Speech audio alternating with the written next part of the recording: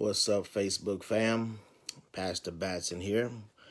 The word for the world in times like we're struggling for through a time of just really connecting with God. And so in Matthew 17, there's a story where there's a father,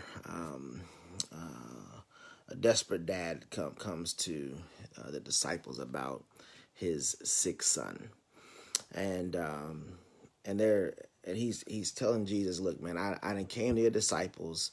I asked them to help my son. He's suicidal. It seems like he's been throwing himself in fire and water, like he seems to be out of his mind, and they can't do anything about it. And so Jesus almost rebukes his disciples. He's like, man, didn't I tell y'all about this? He's like, how long are y'all gonna be weak like this?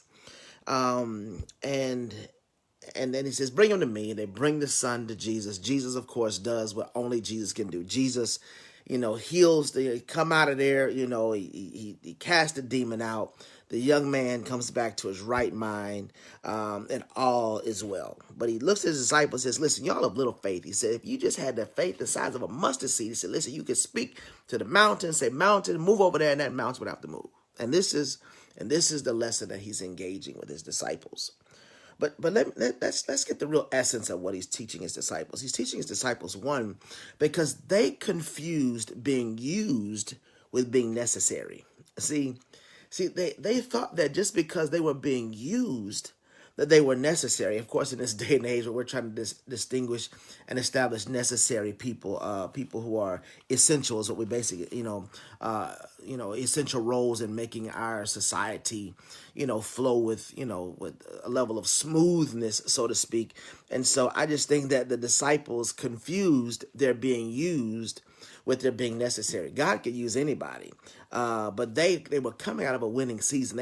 And that's why they thought they had gotten comfortable in their winning season. Because if you go back and read some of the previous chapters, they were laying hands on the sick and they were recovering. They were doing this work. But when it came to this young man, it said this kind ain't gonna come out with your normal gimmicks. This kind will require something of you. This kind will require prayer and fasting. This will require you to spend some time doing what seems to be uncomfortable. This will not be a normal deliverance.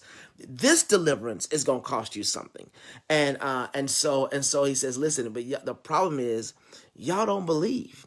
He says, y'all have been in such a winning season that you've forgotten your power source. You have forgotten the things that have become necessary for you to continue in this winning season.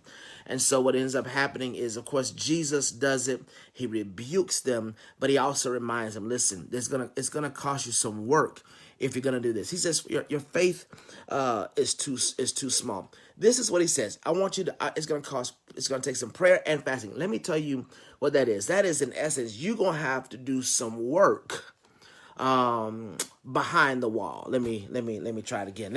It means if you want, you can get this deliverance, but if you want to be delivered this time, it's gonna cost you more than what it's cost you in the past. You remember? Let me give you the 30-second version. It's of a movie that's been hours and centuries old.